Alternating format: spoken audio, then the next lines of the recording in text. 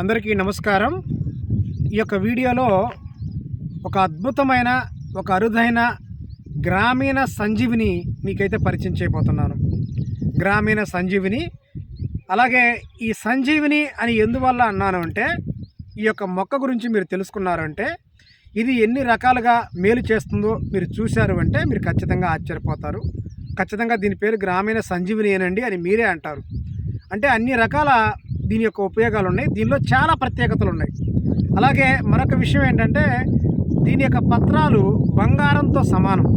దీని యొక్క పత్రాలు స్వర్ణంతో సమానం అని చెప్పి ఆయుర్వేద గ్రంథాలు, జానపద వైద్యులు, అలాగే మూలికా గ్రంథాలు ఇవన్నీ కూడా దీని పేరు అదే, స్వర్ణ పత్రాలే దీని పేరు. అది ఏంటి, ఎలా ఉంటుంది, ఎలాంటి ప్రదేశంలో ఉంటుంది, ఇవన్నీ కూడా ఈ యొక్క వీడియోలో మీకైతే నేను చూపించబోతున్నాను.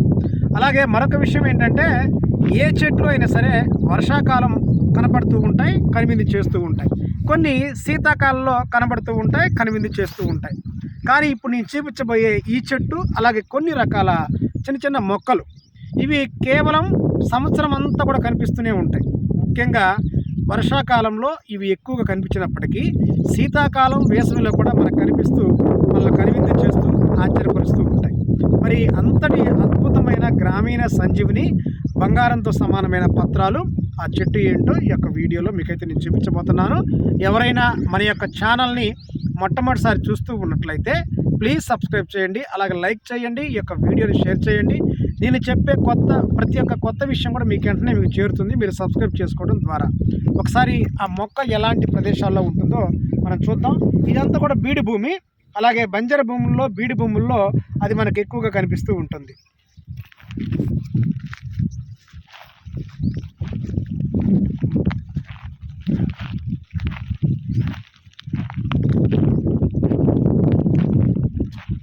మొక్కలు, చెట్లు, వృక్షాలు అంతరించిపోయినట్టే ఉంటాయండి. కానీ అవి అంతరించిపోవు. మనం కనుక నిశితంగా సూక్ష్మ కోణంలో అణువు మన భూమిని పరిశీలించినట్లయితే ఎక్కడో ఒక చోట వాటి యొక్క మూలాలు అయితే ఉంటాయి. నేను కూడా ఈ నేల తంగెడు అనేది అంతరించిపోతుందేమో అనుకున్నా, కానీ చూసినప్పటికీ నాకైతే ఇక్కడ బాగా కనిపించింది ఈ ప్రదేశంలో.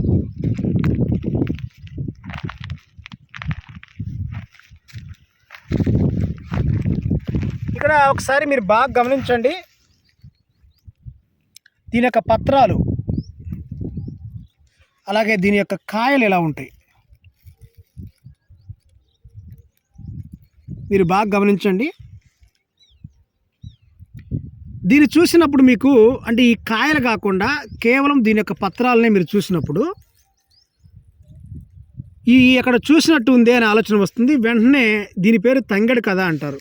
కాదండి, ఈ పత్రాలు తంగెడు మాదిరిగా ఉంటాయి, కానీ ఇది తంగెడు చెట్టు కాదు. దీన్ని నేల తంగెడు అంటారు. నేల తంగెడు అంటే నేలపైన ఉండే తంగెడు అని అర్థం.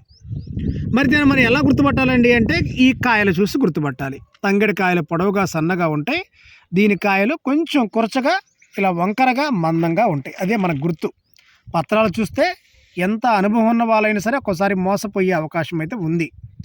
కానీ ఈ కాయలు చూసి వెంటనే ఇట్టే మీరు కొత్త వాళ్ళు కూడా గుర్తుపట్టచ్చు.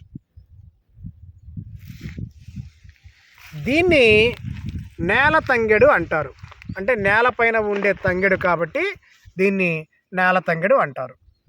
మరి దీన్ని సంస్కృతంలో స్వర్ణపత్రి అంటారు. స్వర్ణం అంటే బంగారం, పత్రి అంటే పత్రాలు. అంటే దీని యొక్క పత్రాలు బంగారంతో సమానం, బంగార పత్రాలు అని అంటారు. ఏంటండి మరి బంగారు పత్రాలు ఎందువల్ల అన్నారు? అంత విలువైంది ఇందులో ఏముంది అంటే, అంత గొప్పదా అంటే అవునండి, దీని యొక్క పత్రాలు అణువణువు ఔషధోపయోగములే. ఎన్నో రకాల మొండి సమస్యలను తగ్గిస్తాయండి, ఎన్నో రకాల జబ్బులను తగ్గిస్తాయి. అవేంటో మన వరుస క్రమంలో చూద్దాం.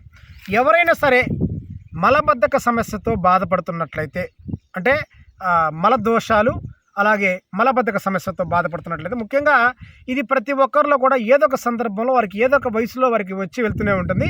ముఖ్యంగా ఇది చిన్న పిల్లల్లో, అలాగే వృద్ధుల్లో ఇది ఎక్కువగా ఉంటుంది. అలాంటి వాళ్ళు చేయవలసింది ఏంటంటే, దీని యొక్క పత్రాలు, నేల తంగెడు అనబడే స్వర్ణపత్రి యొక్క పత్రాలు, ఆకులు తీసుకొని వీటిని రోట్లో వేసి బాగా దంచాలి. కొంచెం నీళ్లు వేసుకుంటూ బాగా దంచి దీన్ని చిన్నగా ఉండలా చేసుకోవాలి. అంటే కుంకుడుగాయంత పరిమాణంలో దీన్ని ఉండలు చేసుకోవాలి. ఉండలు చేసుకొని ప్రతిరోజు ఉదయాన్నే పెద్దలైతే 3 ఉండలు, చిన్నపిల్లలైతే 2 ఉండలు, ఈ ఉండల్ని పరగడుపున గోరువెచ్చని నీటితో తాగుతూ ఉండాలి.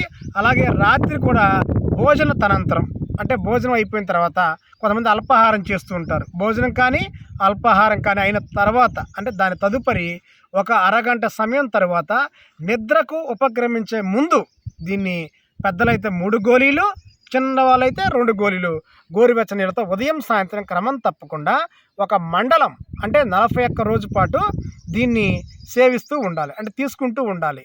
ఇలా తీసుకుంటూ ఉన్నట్లయితే మల దోషాలు కానీ మలబద్ధక సమస్య కానీ పూర్తిగా నిర్మూలించవచ్చండి. ఎంతో కాలంగా మనల్ని ఇబ్బంది పెడుతున్నప్పటికీ మలమంతా కూడా బయట కొట్టుకుపోతుంది. కడుపులో ఎలాంటి ఇబ్బంది ఉండదు. కడుపుకు సంబంధించిన దోషాలు, ఉదర దోషాలు ఏమైతే ఉన్నాయో, ముఖ్యంగా నులి పురుగులు, అలాగే ఏలిక పాములు అంటారు, అవి సన్నగా పొడవుగా ఉంటాయి. ఇవి చిన్నపిల్లల్లో ఎక్కువగా ఉంటాయి. వారి యొక్క మలాన్ని మనం పరిశీలించినట్లయితే మలం పైన అవి అలా కదులుతూ కనిపిస్తూ ఉంటాయి.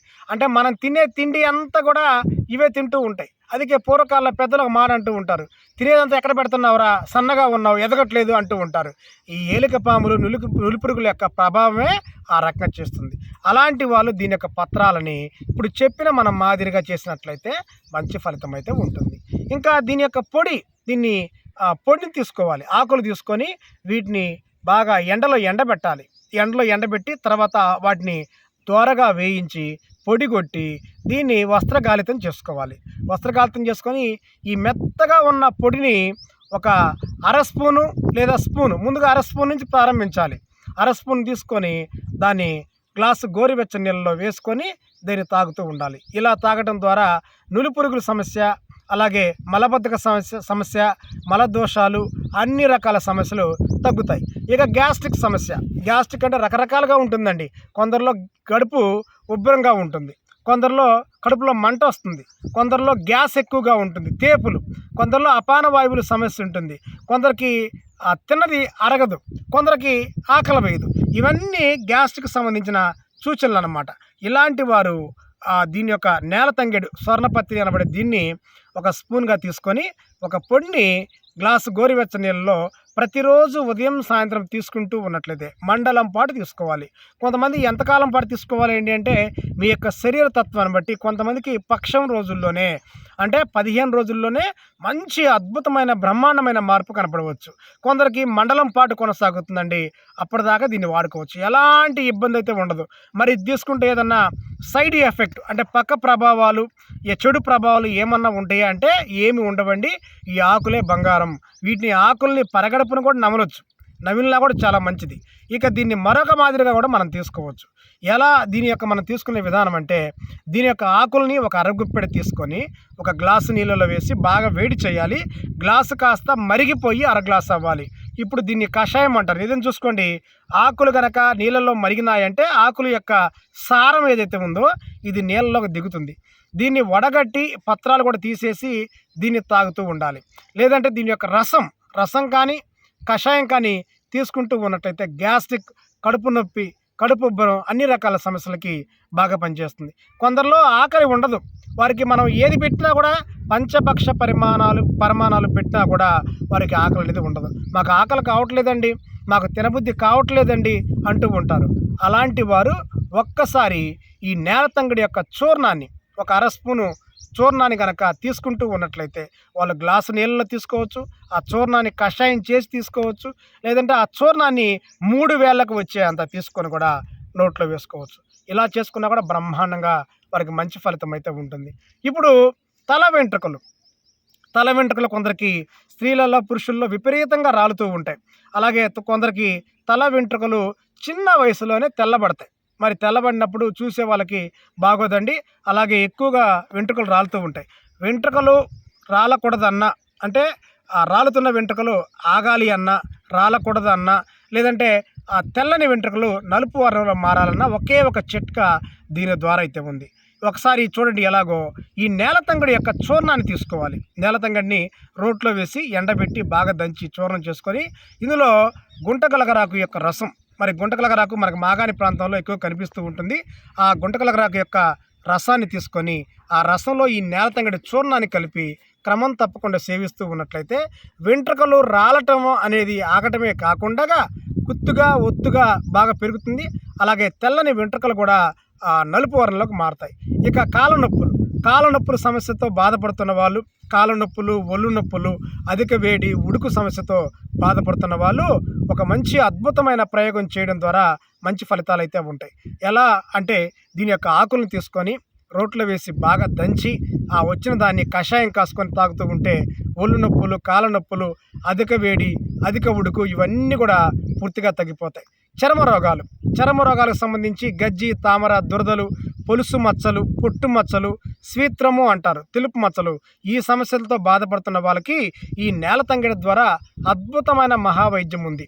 ఈ నేలతంగడి యొక్క ఆకులను తీసుకొని రోట్లో వేసి బాగా దంచి రసం తీసి ఈ రసంలో కొంచెం కొబ్బరి నూనె అలాగే కొంచెం పసుపు కలిపి రంగరించి దీని కనుక చర్మ రోగాలపైన రాస్తున్నట్లయితే ఎంతో కాలంగా మనల్ని ఇబ్బంది పెడుతున్న గజ్జి, తామర, దురదలు, పొలుసు రోగాలు, పొట్టు రోగాలు, ఏనుగు గజ్జి, అలాగే వంశం పారంపర్యంగా వచ్చిన గజ్జి, అలాగే అంటు రోగాల ద్వారా వచ్చిన గజ్జి అన్నిటి కూడా మంచి శాశ్వతమైన ప్రయోజనం అయితే ఉంది.